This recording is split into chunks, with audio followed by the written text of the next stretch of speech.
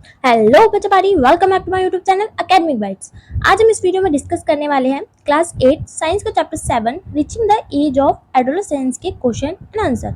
Video start करने से पहले अगर आपने वीडियो को लाइक नहीं किया तो प्लीज वीडियो को लाइक, शेयर और चैनल को सब्सक्राइब जरूर कर दे ताकि आपको सभी वीडियो की नोटिफिकेशन टाइम टू टाइम मिलती रहे। Now let's start the chapter. हमारा फर्स्ट क्वेश्चन है, what is the term used for chemical secretion of the endocrine glands responsible for changes taking place in the body. तो endocrine gland से जो secretion होता है जो कि हमारी बॉडी में चेंजेस के लिए रिस्पॉन्सिबल होता है उसको क्या बोला जाता है? इसका आंसर है the chemical substance secreted by the endocrine glands is called hormones. तो उस केमिकल सब्सटेंस को क्या बोला जाता है? हार्मोन्स बोला जाता है। और जो ये हार्मोन्स होते हैं यही रिस्पॉन्सिबल होते हैं किसके लिए? जो भी हमारी बॉडी में चेंजेस होते हैं। Move to the next question. Next question है डिफाइन एडोलेसेंस। तो हमें डिफाइन करना है कि एडोलेसेंस क्या होता है। The period of life when the body undergoes changes leading to reproductive maturity is called adolescence। तो हमारी लाइफ का वो पीरियड जब जब हमारी बॉडी में क्या हो रहे होते हैं? चेंजेस हो रहे होते हैं और रिप्रोडक्टिव मैच्योरिटी आती है, उसी पीरियड को क्या बोला जाता है? एडोलेसेंस बोला जाता है। और ये कब से कब तक रहता है? तो एडोलेसेंस स्टार्ट होता है एट द एज ऑफ 11 और कब तक रहता है? 18 या 19 ईयर की एज में रहता है। और ये टाइम पीरियड हर किसी के लिए डिफरेंट होता है, सेम नहीं होता है। Okay, move to the next question. तो व्हाट इज मेंस्ट्रुएशन? एक्सप्लेन। तो हमें एक्सप्लेन करना है कि मेंस्ट्रुएशन क्या होता है। The process of shedding the uterine lining on a regular monthly basis called menstruation. तो यूट्रिन लाइनिंग का हर महीने शेड करना, उसी को क्या बोला जाता है? मेंस्ट्रुएशन बोला जाता है। It start at puberty and in the reproductive cycle of the female body. तो ये कब स्टार्ट होता है? प्यूबर्टी में स्टार्ट होता है। The uterus prepare itself to receive a fertilize egg on every month. तो जो यूट्रस होता है वो अपने आप को हर महीने प्रिपेयर करता है एक फर्टिलाइज एग को रिसीव करने के लिए। Due to this the inner lining of the uterus become thick and is supplied with blood to nourish the embryo. तो इसी की वजह से जो यूट्रस की इनर लाइनिंग होती है वो थिक हो जाती है और ब्लड सप्लाई करती है किसको नरिश करने के लिए? एम्ब्रायो को नरिश करने के लिए।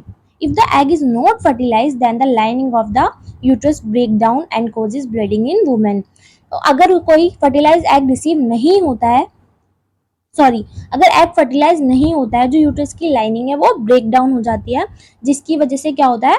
वुमेन में ब्लीडिंग स्टार्ट हो जाती है। Okay, the time period for this is about 2 to 8 days every month. तो इसका टाइम पीरियड कितना होता है?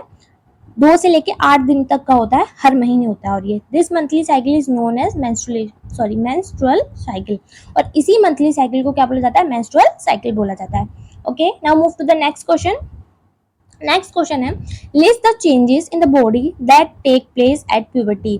तो वो चेंजेस बताने जो कि प्यूबर्टी पर होते हैं। तो the changes take place at the time of puberty are as follows. तो the height and weight of the body will suddenly increase. तो हाइट और वेट बॉडी का एकदम से इंक्रीज हो जाता है। Second change, the hair seems to appear in the area such as legs, hands, face and under arms. और जगह जगह पे क्या आने लगते हैं? हेयर्स आने लगते हैं, जैसे कि लेग्स पे, हैंड्स पे, फेस पे और अंडर आर्म्स में। नेक्स्ट चेंज है in females, the enlargement of the ovary take place and start producing mature eggs. Females में क्या होता है? ओवरी का साइज इनलार्ज हो जाता है और वो क्या प्रोड्यूस करने लगती है? मैच्योर एग प्रोड्यूस करने लगती है। On the other hand in males the testis grows and start producing sperm. तो मेल्स में क्या होता है? जो उनका रिप्रोडक्टिव ऑर्गन होता है मेल्स का, वो जिसे क्या बोला जाता है? टेस्टिस बोला जाता है, वो ग्रो हो जाता है, क्या प्रोड्यूस करने लगता है? स्पर्म प्रोड्यूस करने लगता है। नेक्स्ट है, acne seems to appear because of the excessive secretion of oil from the skin. और हाँ, फेस पे एक्ने होने लगता है। आपने देखा होगा जो बच्चे टीनेजर एज में होते हैं उनके फेस पे काफी पिंपल होते हैं। तो किस वजह से होते हैं? क्योंकि ऑयल का सिक्रेशन ज्यादा अमाउंट में होता है बॉडी में चेंजेस की वजह से, उसी वजह से क्या होता है? एक्ने होता है हमारे फेस पर। In boys, the larynx becomes prominent under the influence of hormones and the vocal cord becomes longer and thicker resulting in hoarse voice। और बॉयज में क्या होता है? जो उनका लैनिंग्स होता है, वॉइस बॉक्स बोला जाता है जिसे, वो प्रोमिनेंट हो जाता है, मतलब बाहर से ही दिखने लगता है। किसके इन्फ्लुएंस में? हार्मोन्स की वजह से। और जो वोकल कॉर्ड्स होती है वो लॉन्गर और थिक हो जाती है, जिसकी वजह से उनकी जो आवाज़ होती है वो क्या हो जाती है? भारी हो जाती है, हॉर्स वॉइस हो जाती है। ओके, नेक्स्ट क्वेश्चन है prepare a table having 2 columns depicting the names of the endocrine glands and hormone secreted by them. तो हमें एक टेबल क्रिएट करनी है, 2 कॉलम बनानी है उसमें, और उसमें एक तरफ लिखना है एंडोक्राइन ग्लैंड्स के नाम लिखने हैं और दूसरी तरफ जो हार्मोन्स उनसे सिक्रेट होते हैं वो लिखना है। ओके, तो ये टेबल है। तो पहली एंडोक्राइन ग्लैंड है टेस्टिस। टेस्टिस से कौन सा हार्मोन रिलीज होता है? टेस्टोस्टेरोन। Second ovary. ओवरी से कौन सा हार्मोन रिलीज होता है? ऑस्ट्रोजन। थर्ड पिट्यूटरी ग्लैंड, इससे कौन सा हार्मोन रिलीज होता है? Growth hormone. एड्रेनल ग्लैंड से कौन सा हार्मोन रिलीज होता है? एड्रेनलिन। ओके, थायराइड से थायरोक्सिन, पैंक्रियास से इंसुलिन। नेक्स्ट क्वेश्चन है what are sex hormones, why are they named so and state their function. तो हमें बताना है सेक्स हार्मोन्स क्या होते हैं और उनके फंक्शंस बताने हैं। The chemical substance produce by the sex organs are called sex hormones. तो जो केमिकल सब्सटेंस सेक्स ऑर्गन द्वारा रिलीज किए जाते हैं उसको क्या बोला जाता है? सेक्स हार्मोन्स बोला जाता है। For example in females the sex hormone produce by the ovaries called oestrogen and in males the sex hormone produce by the testis called testosterone. तो जो फीमेल्स में ओवरी के द्वारा जो सेक्स हार्मोन प्रोड्यूस किया जाता है उसे क्या बोला जाता है? ऑस्ट्रोजन। और मेल्स में जो टेस्टिस के द्वारा सेक्स हार्मोन प्रोड्यूस किया जाता है उसे क्या बोला जाता है? टेस्टोस्टेरोन। ओके, अब उनके फंक्शंस पढ़ेंगे हम। तो ऑस्ट्रोजन के फंक्शंस क्या होते हैं? This hormone is responsible for the development of secondary sexual characteristics in females like enlargement of breast, development of female reproductive organ etcetera.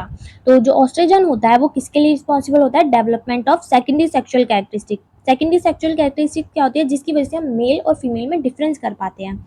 जैसे कि फीमेल्स में क्या क्या होता है? Enlargement of breast and development of female reproductive organs. और testosterone के functions क्या होते हैं? This hormone develop secondary sex characteristics in boys such as growth of beard, the voice becoming hoarse, the development of reproductive organ etcetera. और testosterone का काम क्या होता है? ये मेल्स में सेकेंडरी सेक्स जो कैरेक्टरिस्टिक्स होती है वो डेवलप करता है, जैसे कि बियर्ड का ग्रो होना, वॉइस बिकम हॉर्स, उनकी वॉइस भारी हो जाना, development of reproductive organ etcetera. Okay, now move to the next question. तो नेक्स्ट क्वेश्चन है चूज द करेक्ट ऑप्शन। तो हमें 4 ऑप्शन दिए गए हैं, उसमें से जो करेक्ट है वो चूज करना है। ठीक है, तो adolescents should be careful about what they eat because. तो एडोलेसेंट्स को ध्यान रखना चाहिए कि वो क्या खा रहे हैं, क्योंकि उन्हें प्रॉपर डाइट की ज़रूरत होती है अपने ब्रेन को डेवलप करने के लिए। सेकंड ऑप्शन है उन्हें प्रॉपर डाइट की ज़रूरत होती है अपनी बॉडी में, उनकी बॉडी में जो रैपिड ग्रोथ हो रही है उसके लिए। थर्ड ऑप्शन है adolescents feel hungry all the time, उन्हें पूरे टाइम भूख लगती रहती है। या फोर्थ ऑप्शन है taste buds are well developed in teenagers. तो टीनेजर्स में जो टेस्ट बर्ड होते हैं वो अच्छी तरह से डेवलप्ड हो चुके होते हैं इस वजह से। तो इसका करेक्ट आंसर क्या हो जाएगा? ऑप्शन नंबर सेकंड, कि उन्हें अपनी जो भी उनकी बॉडी में ग्रोथ हो रही है उसके लिए उन्हें प्रॉपर डाइट की जरूरत होती है। Okay, move to the next question है reproductive age in women start when there.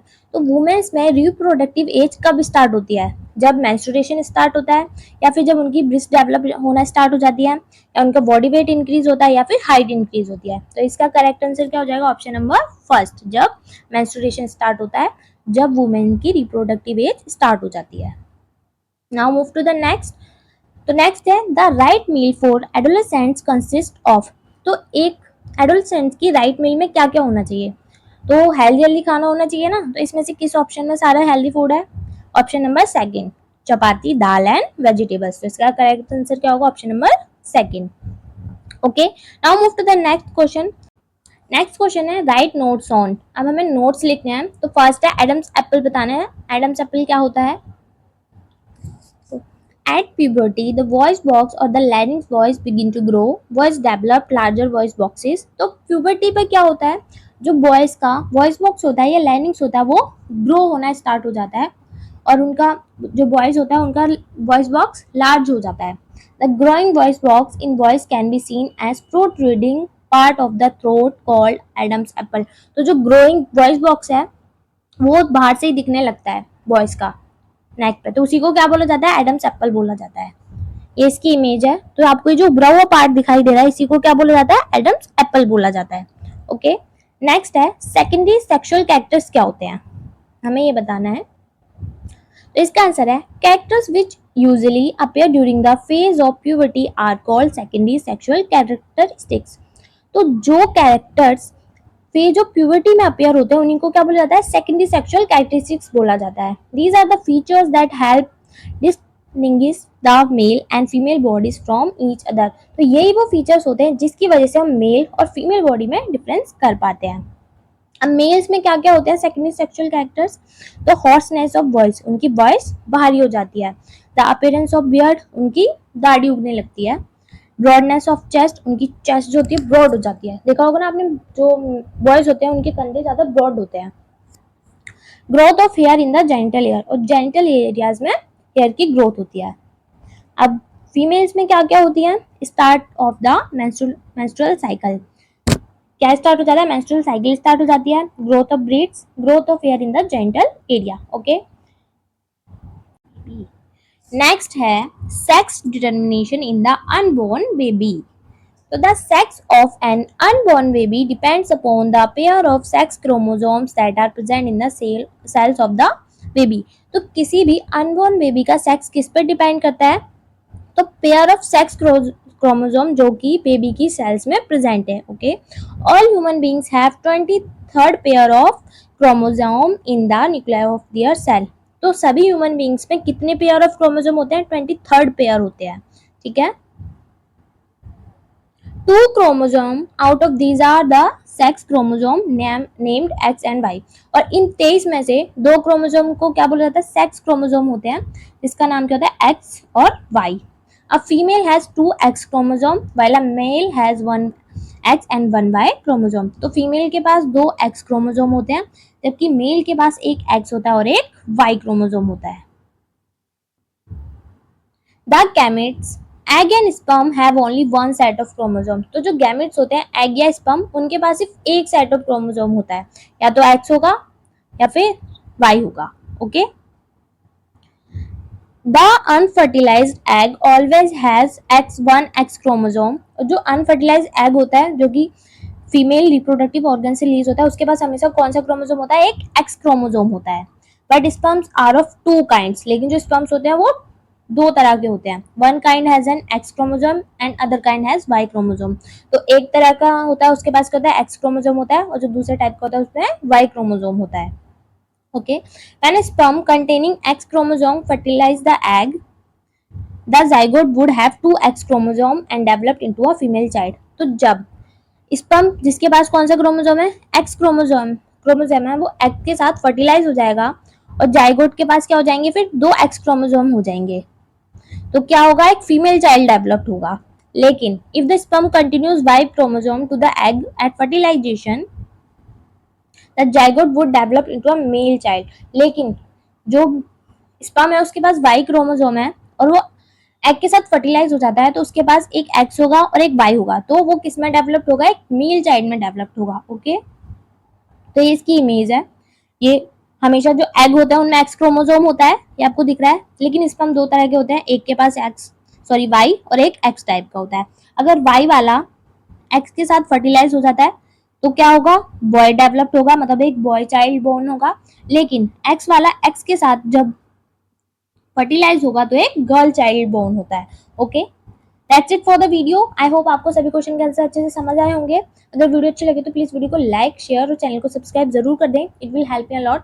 और कमेंट सेक्शन में कमेंट करके जरूर बताएं नेक्स्ट वीडियो किस टॉपिक पे बनानी है.